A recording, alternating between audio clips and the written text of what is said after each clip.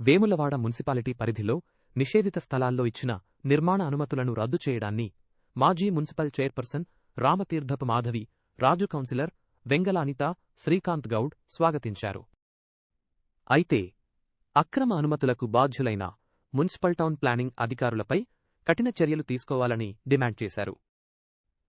Jagtial bus stand కోసం gazette చేసిన 20 ఎకరాల 20 గుంటల నిషేధిత స్థలంలో అనుమతులు ఎలా ఇచ్చారని ప్రశ్నించారు. బాధిత భూ యజమానులకు నష్టపరిహారం చెల్లించాలని లేదంటే గెజిట్ రద్దు చేసి న్యాయం చేయాలని కోరారు.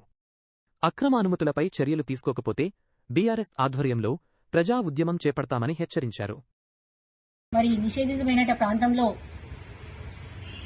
853 అనే సర్వే నంబర్లో మరి అనుమతులు ఇవ్వడం జరిగింది.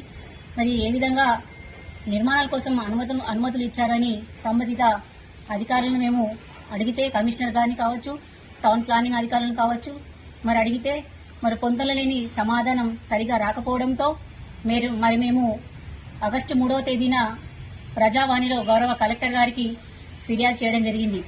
ఏమని, మరి అక్కడ నుండి స్థలం ఏదైతే ఉందో మరి ఇప్పటికే అక్కడ నుండి భూ యజమానులు తీవ్రంగా ఇబ్బంది పడుతున్నారు.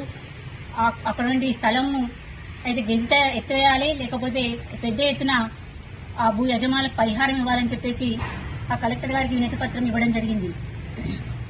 తదనంతరం మరి ఆ విన్నపాన్ని కలెక్టర్ గారు చూసి తర్వాత సంబంధిత అధికారులకు చెప్పడం జరిగింది. మరి తర్వాత మొన్న ఆగస్టు 12వ తేదీన మరి ఆ అనుమతులు రద్దు చేస్తున్నామని చెప్పేసి కమిషనర్ గారు వివరణ ప్రెస్ నోట్ ఇవ్వడం జరిగింది.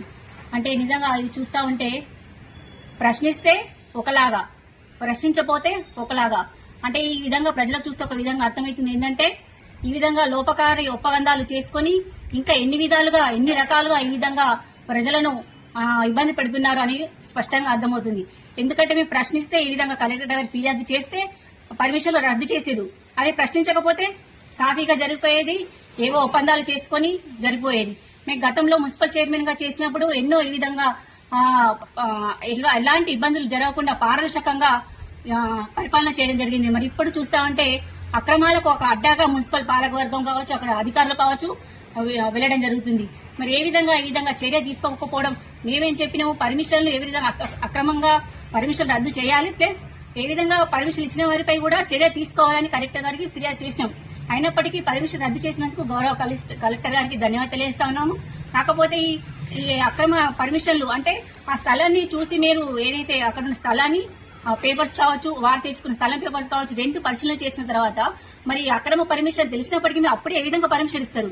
ఆర్డీఓ గారికి ఎందుకు పంపిస్తారు అంటే తెలుసు అది తప్పు చర్య అని తెలిసినప్పటికీ పంపించి తర్వాత ఈ విధంగా సతిపుచ్చుకోవడం, తర్వాత ఏవేదో అమ్యాలు జరగడం, ఇవన్నీ జరిగిపోయినప్పటికీ మరి సంబంధిత అధికారులపై చర్య తీసుకోకపోవడం ఏ విధంగా తప్పు చర్య? సంబంధిత టౌన్ ప్లానింగ్ అధికారులపై కమిషనర్ గారు చర్య తీసుకోవాలి.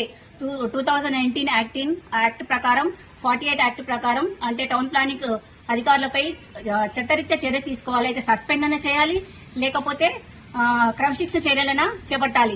ఈ విధంగా ఏది చేయకుండా ఈ విధంగా ఒక పర్మిషన్లు రద్దు చేసిన చెప్పడం ఏ విధంగా ఈ సమంజసం కాదు. అదేవిధంగా గౌరవ స్థానిక ఎమ్మెల్యే ప్రభుత్వ ఆది శ్రీనివాస్ గారు కూడా స్పందించాలి ఈ విషయమై. ఎందుకంటే దాదాపు ఆ గెజిట్ ఉన్న ప్రాంతం దాదాపు ఇప్పటికీ 9 సంవత్సరాలు అవుతుంది.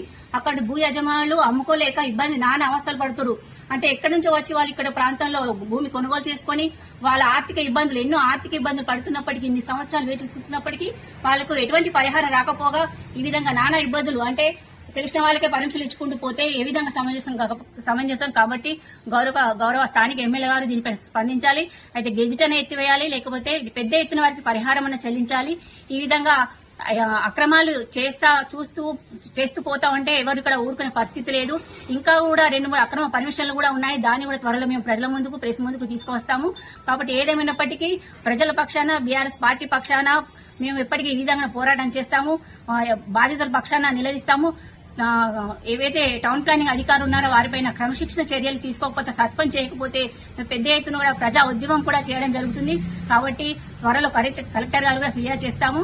మరి ఏదేమైనప్పటికీ ఈ విధంగా చేయడం ఒక పరిపాలన, ఒక మున్సిపల్ పాలక వర్గం అంటే ఒక జవాబుదారీతనంగా ఉండాలి, ఒక పారదర్శకంగా ఉండాలి. గతంలో మేమైతే ఎప్పుడు కూడా ఈ విధంగా ఇట్లాంటి ఇబ్బందులు ఏ పక్షాన ఎవరి పక్షాన కూడా రాలేదు. ఇప్పుడు చూస్తారంటే అక్రమాలకు అడ్డాగా మున్సిపల్ కార్యాలయం నిలయంగా మారుతుంది. కాబట్టి రానున్న రోజుల్లో తగు చర్య తీసుకోకపోతే మాత్రం పెద్ద ఎత్తున ఉద్యమం తప్పని సందర్భంగా తెలియజేస్తా ఉన్నాను.